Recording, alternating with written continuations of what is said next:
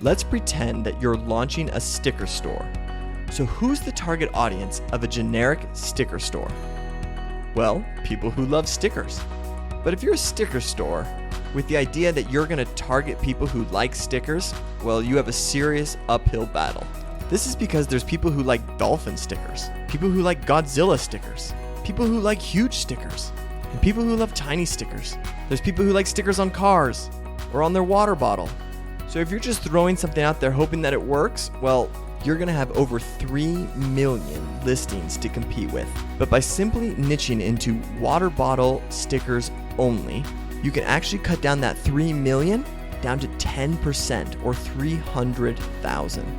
So it's important that as you study and learn that you actually come up with your target audience and a niche, and you use those two together to figure out what products you're going to sell. So instead of just sitting there and thinking, wow, man, what on earth could I come up with? What stickers should I make today? What are people going to like? What trends are popular? You can simply, wait, what?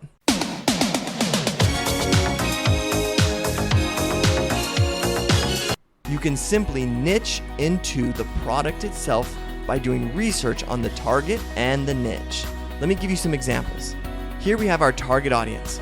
We know that our target audience is people who like stickers. And this can be pretty broad. People who like graphics or spicing things up, like putting stickers on things to make them from boring to fun. Or demographically, we can assume they're probably a younger crowd. They probably like art. And they like to have the representation of something like a tattoo. So then if we take the niche itself and we say, all right, well, what are we niching into? Water bottles. We then say, well, what do people who like water bottles like to do? And then we get to, well, exercising and hiking and being outdoors, sweating, being active, social. They tend to be more positive and high on life. So when we take our target audience and our niche, that's when we can come up with the ideas.